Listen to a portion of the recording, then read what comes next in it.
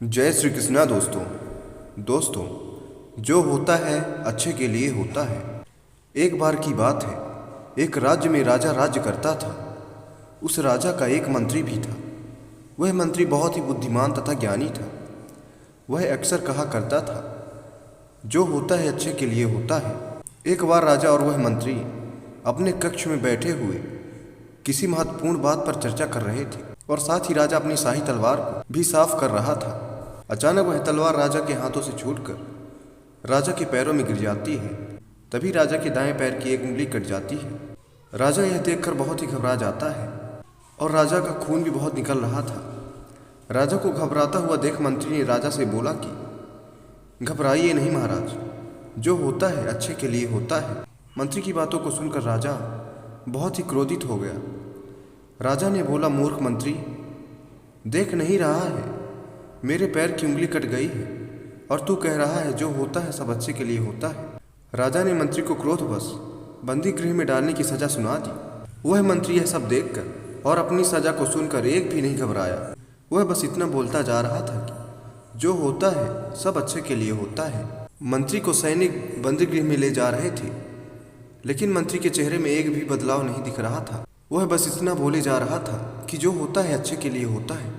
मंत्री का यह रवैया देखकर राजा बहुत हैरान था। वह सोच रहा था कि यह मंत्री इतना खुश कैसे हो सकता है।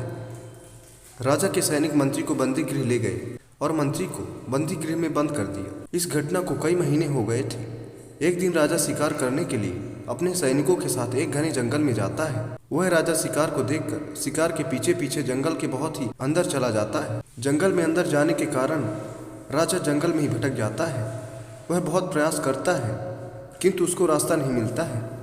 वह जंगल से निकलने का रास्ता खोज ही रहा था, तभी उस जंगल के आदिवासी वहां आ जाते हैं और राजा को चारों तरफ से घेर लेते हैं। अब वह राजा बहुत ही घबरा जाता है क्योंकि वह जंगल उसके राज्य की सीमाओं से बहुत ही दूर था। आदिवासी लोग राजा को पहचान ना सके। वह राजा को बंदी बनाकर अपने मुखिया के पास अपने कबीले में ले गए। वह आदिवासी लोग एक इंसान की खोज में थे जिसकी बलि देकर वो अपनी कुलदेवी को खुश कर सके।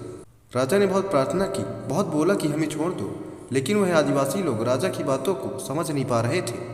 वह राजा को लेकर गए और राजा को नहलाया, उसको फूल के माले पहनाए, चंदन लगाए, अच्छे अच्छे वस्त्र पहनाए और राजा को पूर्ण तरह तैयार करके राजा को अपनी कुल देवी के पास बलि देने के लिए ले गए। वह राजा की बलि देने ही वाले थे कि वहां पर उस कबीले के सरदार की नज़र राजा की कटी हुई उंगली पर पड़ी।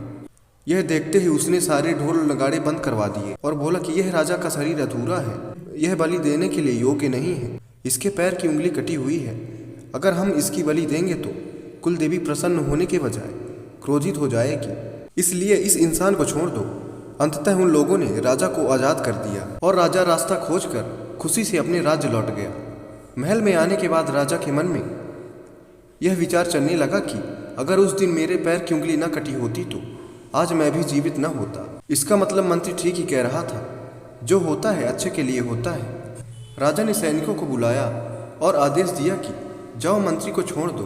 और मंत्री को छोड़ने के बाद राजा ने उस मंत्री को उसका पद वापस कर दिया और राजा ने मंत्री से कहा, उस दिन मेरी उंगली कट गई थी, वो मेरे लिए अच्छा था, ये मुझे समझ आ गया, लेकिन तुम पिछले 3 महीने से हमारी कैद में थे।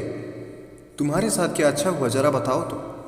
राजा की बातों को सुनकर वह बुद्धिमान मंत्री मुस्कुराया और मुस्कुराते हुए बोला, महाराज, मैं आपका प्रमुख मंत्री था, मैं आपके साथ ही रहता। अगर कैद खाने में नहीं रहता तो उस दिन आपके साथ ही होता मैं। उन्होंने तो आपकी कटी उंगली को देखकर आपको छोड़ दिया, परंतु मेरा शरीर तो पूरा था, वह हमारी बलि दे देते, इसलिए अच्छा ही हुआ उस दिन मैं आपके साथ नहीं था, कैद खाने में था। इसीलिए उस वक्त खराब लगने वाली घटना ने आपकी जान और हमारी जान, दोनों की जान बचा ली।